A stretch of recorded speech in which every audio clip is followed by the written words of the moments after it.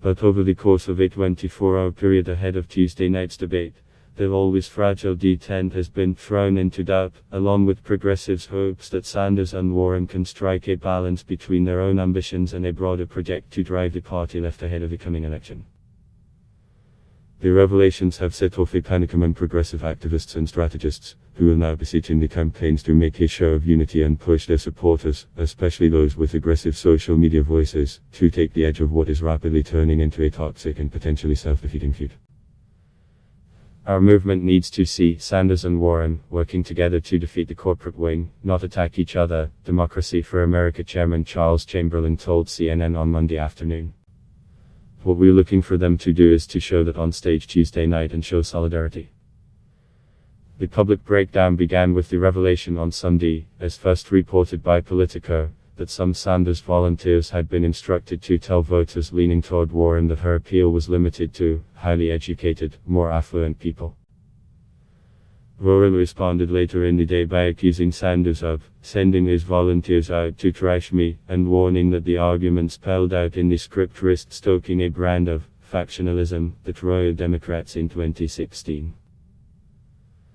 Sanders distanced himself from those talking points, but Warren's campaign pressed on, sending out a fundraising email signed by campaign manager Roger Lau, with the same message. Then, on Monday afternoon, 4 sources told CNN that during a private 2018 meeting, Sanders said to Warren that he did not believe a woman could win the presidency.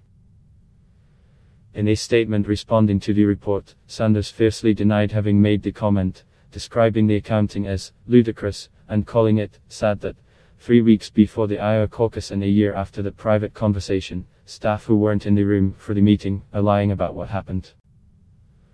Warren subsequently backed CNN's account, saying of her conversation with Sanders, "I thought a woman could win," he disagreed, before affirming their friendship and seeking to reassure voters that their political alliance remained strong. Meanwhile, Sanders' campaign manager Faye Shacker tweeted a video of Sanders attacking Donald Trump, urging followers to stay focused. The prospect of open warfare between the Sanders and Warren camps has some progressives looking back grimly to 2004, when liberals Howard Dean, who founded DFA after the campaign, and Dick Gephardt ratcheted up attacks on each other ahead of the caucuses. "We've seen this movie before," Chamberlain said, "and what did it do? It made it so that Dean and Gephardt were defeated by the establishment, as John Kerry came in first. We do not want to see that happen again."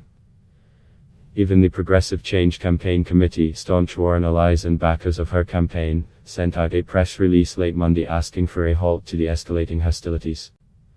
A back and forth about this private meeting, detailed in CNN's story, is counterproductive for progressives, PAC co-founders Stephanie Taylor and Adam Green wrote, after criticizing any suggestion that a woman could not win the coming election. Their statement included a time-sensitive appeal going into the debate. Warren supporters should be talking about why her inspiring agenda and popularity across the party makes her best suited to unify and energize Democrats, and win swing voters to defeat Trump. That's where our focus will be.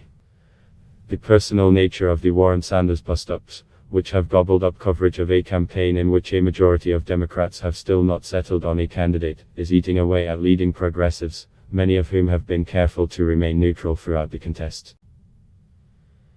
"It is stomach-churning," said Randy Weingarten, the president of the American Federation of Teachers, which has not endorsed any candidate. "I've worked with these two now for a good part of the last decade. And since Trump was elected, they have both been just stalwart in not simply the fight against the cruelty of Trump, but the fight for a bold, different vision of what America could be."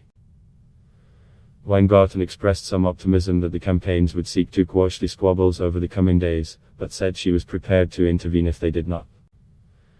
"If it continues, I'll pick up the phone and call both of them," Weingarten said, noting that there have already been several good progressive groups, like Democracy for America and others, who have basically pleaded with them on Twitter and pleaded with supporters to not go down this rabbit hole. Any further dissent, other progressive leaders have strenuously warned, risks effectively polarizing progressives behind the candidates' personalities, at the expense of their substantive policy agreements, and boosting the prospects of moderate fellow frontrunners Joe Biden and Pete Buttigieg. Warren and Sanders should be focusing their fire on their two corporate-friendly opponents and earning the trust of voters for a wider vision will defeat Trump and provide relief for the American people, Waleed Shahid, the communications director for Justice Democrats, said in a text message. Obama versus Clinton in 2008 was much more negative than anything we've seen since then. But I think the campaigns are falling for the media's long-held desire for a brawl between the two progressive candidates. The blow-up has also underscored a weakness on the left, which for generations has been plagued by internal divisions and a failure to build out an infrastructure, unattached to any campaign, that could effectively step in now and negotiate a renewed peace. Enforcing what the campaigns have tried to enforce is really impossible absent a really powerful progressive organization that can serve as a sort of broker to represent progressive interests as a whole, said Sean McElwee, co-founder of the progressive think tank Data for Progress, which has discussed policy proposals with both the Sanders and Warren campaigns. For progressives who believe that the path to the nomination for either Warren or Sanders is staked in their mutual success, and with it, the accumulation of the lion's share of primary delegates, the prospect of an enduring rift is especially troubling. I've worried a couple of times throughout the campaign that we were starting to see a move towards optimizing towards individual campaigns rather than a progressive winning as a whole, McElwee said. I've seen it from both camps and I just think it's hard because what they're proposing to do, having two campaigns optimizing towards a shared outcome, is virtually impossible and it's ever been done.